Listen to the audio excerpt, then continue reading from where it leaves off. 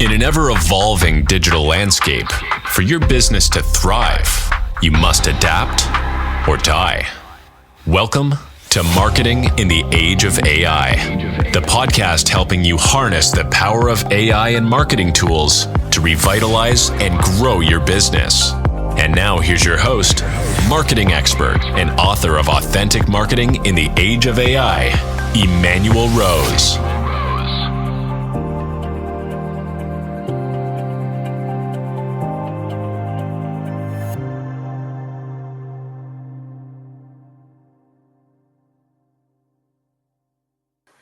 Welcome to Marketing in the Age of AI. Today, we're going to dig into the processes and tactics and tools for social media domination. So, Wendy Pace, welcome to the show, and love to hear a little bit more about your background. Thanks for having me. So, native New Yorker, now living in Georgia. We won't get into that. And with a degree in marketing, communications, been in business 9 years as of July 5th of this month. So happy me. Started off in corporate marketing and then started my company when it was required for me to be home as a caretaker for my youngest child as my oldest was leaving for college. And Nice. so Pacesetting Media got launched and here I am. All right. Well, 9 years has given you a pretty good view of how social's changed over that time. What have you seen that are some of the things that have changed and some of the things that are the same? So for me I came in in 2015 and Facebook and business was just starting to meld, right? Businesses were just starting to use Facebook and utilizing the platform, and people were going from just showing their cheesecake from lunch and their dogs and babies and going, I think I can use this for business. Right. So I absolutely came in at the right moment. But as I watched it progress, I was watching my feed change. As I gained new clients, my feed was getting tweaked, and things that I was seeing before I was not seeing now. And I was like, what's going on here? And then, of course, we all started learning about algorithms Right. and seeing how things were getting tweaked and what our view of the online world was being based on our actions, right? Sure. So I loved it because every time I got a new client, I got to mess with Facebook's algorithms and Google's algorithms because now my searching was changing as I was getting information and content for each client. Sure. And so that has been probably in one case as a marketer, you're like, yes, I'm getting the audience that I want because they're figuring out who I need. I don't have to think about this and figure it out for myself. But on the other hand, it starts to skew and narrow your world. Right. So if you're not aware of it, and most people, for the most part, in the beginning of the whole algorithm changes, were not aware. And they were like, why don't I see this anymore? Or why don't I see that anymore? And I'm trying to explain that to a customer and a client. And then we started the tech started listening to us, right? We started having Google in our house and Right. Alexa, and they were like, I was just talking to somebody and this ad popped up just then. I was like, yes, because they're listening to you. So on the one hand, it has increased the ability of marketers to pinpoint their audience more exactly. Absolutely. And you're not just throwing things at the wall. But on the other hand, your view of the world gets smaller and smaller and smaller because you're not searching and coming on to new things. And they don't really put new things in front of you. They're not going, well, here are those actions. Maybe you'd be interested in this. They keep you in very narrow lanes. So there's that. Yeah, that's interesting. So in the work that you do, are you focused mostly in content marketing or pay-per-click marketing, or where do you fall in that? We are doing content marketing. So we are Cool. writing your blogs, we're creating your newsletters, we're creating content, and we're curating content. So I'm not just making it, but I'm out there looking for relevant content to share for my clients. And what's the ratio that you use for created versus curated? To be honest, it totally depends on what's going on in the world, because there are Yeah. times, like for certain clients, there's a lot of news happening. And so you're going to just curate that content and utilize that. And then Right. there are moments where it's more quiet and you got to create content and be more creative and think outside the box. But you also have to look at what are people searching on, right? What's trending right now? And how do you make that relevant for the client that you're working for? Yeah. That's interesting. So you're very dynamic with how the outside world is producing news, and then whether you have to make it or curate it. I like that. Yes. Uh, what kind of tools are you using right now to develop content for your clients that are either new or integrating AI into them? So we've we've utilized Chat GPT and some other programs out there when we are saying the same thing over and over again. It's nice to have a machine to say, okay, just rewrite this for me. Yeah, spin Because it. when you're talking about certain things, like, so for instance, a lot of my clients are service industry clients. I have, pest control businesses. I have lawyers that deal with restaurants. I have um, roofers. Yeah.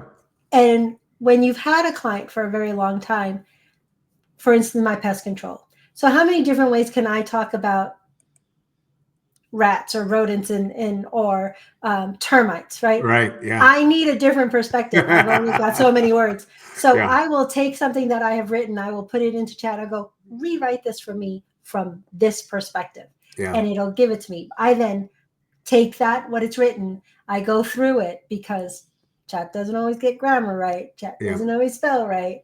And it doesn't always utilize information correctly. And people are always astounded to learn, yes, Chat GPT will pull things out of its butt Oh and yeah. just make stuff up based on what it's curated, right? Yeah. So Right. you do have to double check and come up behind it and go, no, that's not right. That's incorrect. To make sure that the content you're putting out is correct. So the human element is still there, but getting that different perspective or that different voice on things I find it very helpful. And so does Interesting. my team. Yeah. No, that's great. And then have you developed like a kind of a series of prompts for that, or do you just kind of Oh take it yeah. one at a time? No. No, Okay. we have some prompts, and um, now we're telling it to think, right? Now we're No. asking it to not only be a marketing expert on this field, and this is the audience that you want to use. I'm telling it, okay, think about this audience member and how it would be best to utilize you, Chat, as a responsive for this question. All right. And so it does make it generate and making it get information in a different manner. Interesting. And then when you're curating content, is that something that you're doing by hand, or do you have a service that helps you with that? No, I do it by hand. And the reason I do that is because there's a problem with getting blogs that look like articles that aren't necessarily articles. When you get to the very bottom of it, it is the competitor that we don't want to be promoting. Yeah. So I make my team look and read through everything before they post it, because you can get tripped up. And it's getting harder and harder to recognize a true blog versus a fake marketing article. Yeah. In that way, we've kind of papered over the internet, haven't we? We have, yes. Well, that's interesting. So, in the content marketing, what are you seeing in terms of video and where your clients are receptive or not receptive to video, especially in the service industry, right? The services. Yeah, yeah. Do I want to put my photographer up on a roof? No, not particularly. Right. But he'd probably go just so he can say he was on a roof. But anyway, yes, video is becoming more and more key to getting marketing that is actually going to get somebody to stop. People don't want to read. Right. So we have, not that we steer away from blogs, I still push writing blogs for my clients, only because algorithms, right? We go back to the algorithms in Google Yeah. and the Google gods and what they expect and want from your website, right, to provide information as well as your SEO. But video really is your selling moment, right? When you can get somebody to stop in their feed, stop scrolling, and listen to your 10-second, 7 minute, 7 minutes. You're not going to get anybody to stop for 7 minutes. No. But get them to stop and listen for that brief moment in time. You've got that opportunity to hook them. And so video is becoming more and more increasingly important. And the fact that you can now create your avatar and have AI take your script and create a video, there's really very little reason not to utilize video in some form. Yeah. And then is there a tool that you're using to do some of that work? I still use a videographer. I haven't Mhm. really I've put like my toe in the water Yeah. of the Right. AI creation because Yeah. I'm still feeling it out. I'm Yeah. still trying to, and I'm also trying to look for a program that's actually going to do exactly what I want it to do, Of course. because there is a learning curve on this. And you can put in a million prompts, and I don't always have the time to be like, okay, that prompt didn't work. Let's try this. Nope, that didn't work. And let's try, and you got to keep 100%. tweaking it. Yep. So yeah. There's also I have I'm a philosopher and a conversation person, and I don't want to have to think like the computer thinks, right? And so sometimes that's my roadblock to prompt writing, right? Is like give me something good the first 2 times, or I'll just go do it myself, and Exactly. I can crank it out way faster, right? Right, exactly. I'd rather have a picture go in and out, and make you think it's movement and put, a voiceover on it than to go, hey, AI, I need you to create an avatar, and I want them to have blue eyes, and I want them to have black curly hair, Right. and I want it to be in this angle or this type of camera and this type of light. Yeah. No, I ain't got time for that. Right. No, exactly. Well, I do have some questions just about kind of what you're using for content calendars these days, and like how you're breaking out what types of content that you're posting throughout like a 30-day period. So we go week to week because Okay. a lot of my clients drop content to us. Right. So I don't usually schedule out 30 days. I use Social Pilot as my scheduling program. I Yeah. like their reporting. I like the way they analyze the data and bring it in from all the different platforms that we're on. So I do a week at a time. I Wow. don't do 30 days out. And I have a team of 4. So, and I have about 30 clients that are broken up between the 4 of us. Yeah. And we have, a meeting, and we discuss what the client is asking for. But a lot of times I will not do a 30-day out because things happen, and I don't want my people just kind of phoning it in. I Right. don't want them to be like, well, it's done, I don't have to think about it. No, I want you to watch the news. And maybe it's just me because it's my company and my clients, and I'm just like constantly in it. But, like Beryl coming into Houston, I have a client in Texas that does insurance. What are they called? Claims negotiators. So Okay. I'm like, oh, I got to stay on top of that. I got to put out news reports. I got to, follow if there's flooding, because Yeah. putting their name in that community is going to help get them business. So if I already have the feed full, a Yeah. second, third post is not going to garner them any more attention than if I'm on top of it from the beginning. No, that makes sense. And it's almost like you've combined like traditional PR with social media is what I'm hearing. Yeah, and that comes from the background, because we won't say how old I am, but my marketing degree was way before social media Yeah. existed.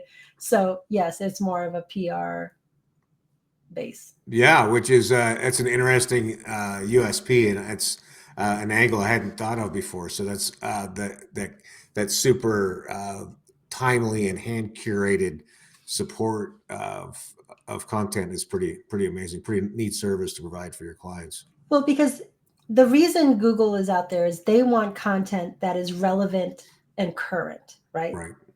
You get penalized if you're putting content up that's, more than 2 years old and blah, blah, blah. So my whole approach to this is that I'm making my clients the answer to the question, their potential client is searching on. So Right. if their client is going in and doing a Google search on a certain question, I want to make sure that we already have the answer up for that question. And though that gets us indexed by Google. That is the whole purpose of social media marketing, is to make sure you're getting indexed as many times as possible by Google so that you come up higher in search. Yeah, and then that those social posts are reflecting back to your blog, and that there's some kind of top of the funnel activity that can happen from there. Exactly. Right? Yeah, well, that's an interesting take on it. So where do you see social and blog and video going in the next 12 months? I see blogs actually becoming scripts more for the video content that's going to be created, because we still want to see thought leadership, right? We still want to see expertise in anybody's particular field. So the video is now becoming the point in which you're getting your information out there and you're showing your expertise. Right. Facebook is still the warm fuzzy. LinkedIn is where you show your expertise, and all the others are just more funnels to getting people to click to your site. Yeah. They're your teasers. YouTube, you have your long form. Instagram, you have your short form. But video at the end of the day is the key to all of that, right?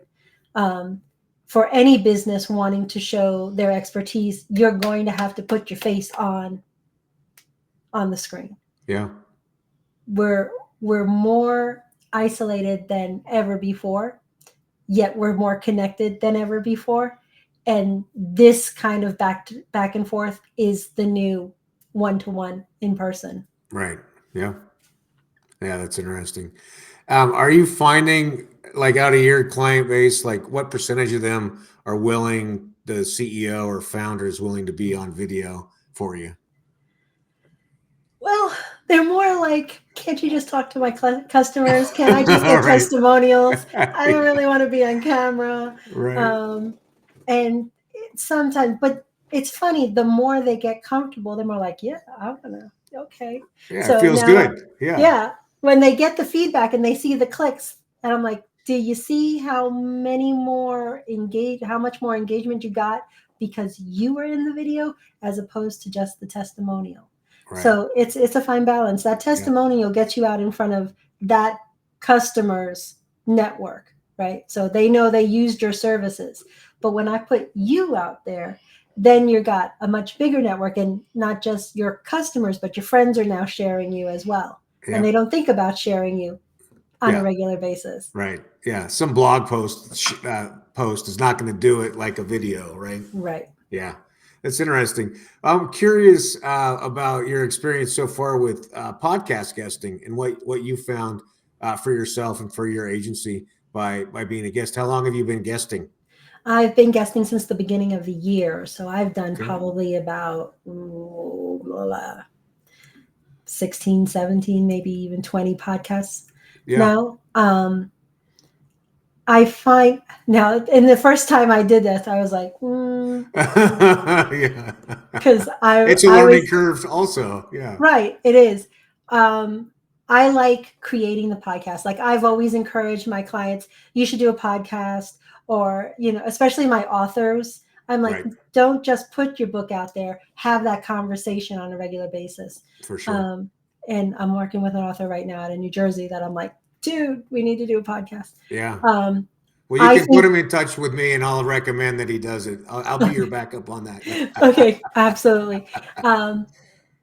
I feel that and there's so many different audiences, right? There are those who want to listen to podcasts. There are those who want to watch YouTube videos. There are those who just want to, scroll through TikTok and see little snippets. So there's so many different segments of audience now that I feel like you leave money on the table if you're not doing some kind of whether you're guesting on podcasts or you're creating a podcast. The message, you're losing a whole section of audience if you're not doing it. Yeah, I agree. And I think in some ways you're living in the past also, right? You haven't accepted that this is this ability to time shift and consume content anytime we want. it's like it doesn't exist if you're not participating in it. Exactly. And yeah, I agree with you that especially in anybody who's written books or has that subject matter expertise that's very deep like that should at the very least be guesting, and building that thought leadership. Plus, to be able to pass a 25-minute video to you every week as the support for that is gold, right? Right, because not only am I putting it out on your social media, I'm probably putting some money behind it. We're boosting it out, so the podcast, host wins and you win because you've expanded your platform and you've gotten an opportunity to show what you know. Yeah, wow, that's good. I love it. Well, any last bits of advice or thinking about what's coming up in the next few months for marketing? I think that if you think at this point that you can just hand your marketing over to AI and it's going to be handled is a mistake. It's a misnomer. AI is still in its infancy. Where it's going to be 5-10 years from now, God only knows. I mean, we may not even, nobody is going to age. You might not even know that the person you're talking to, that's not their face, right? Lord knows where it's going to be. I think actors should be really nervous because I can't wait to see what they do with acting in movies and storytelling. Right. When AI gets even better, when you can just drop your script in and it creates your characters, I'm here for it. I'm totally here for it. As a matter of fact, I've got my script waiting. I know what I want to do. I've got my show. I've got the first 2 episodes written. I'm just waiting for the technology to get to the point where I feel it's ready for what I want to see. So I think sky's the limit when it comes to AI. We do have to be mindful and careful because there is a darker flip side of that, and people showing up saying things that they didn't say because they've taken their face and they've created something that wasn't theirs. So it'll be interesting to see what comes in the future. I'm with you. I think it will be interesting also. And we're lucky as marketers to live in this time where we have so many tools and so much ability to reach out and find people now. And yes. Way different than when you and I started in marketing, for sure. Well, Wendy, how do people get in touch with you if they want to talk about social media marketing? They can reach out to me through LinkedIn, or they can email me directly at wendy@pacesettingmedia.com, or go to pacesettingmedia.com and leave a message on our general email. All right. Well, that's good stuff. I appreciate your time this morning. I love the conversation, and I look forward to seeing what you get into in the coming years. Yeah, when I get that show going on YouTube, you'll be the first to know. All right. Well, that sounds awesome. Thanks again for your time. Have a great day. Thank you. You too. Okay. Bye. This one. Thanks for listening to Marketing in the Age of AI. Be sure to subscribe wherever you heard this podcast so you never miss a future episode. Your copy of Authentic Marketing in the Age of AI is available at Amazon.com or EmanuelRose.com. You can also connect with Emanuel on LinkedIn. Thanks again for listening, and we'll see you next time.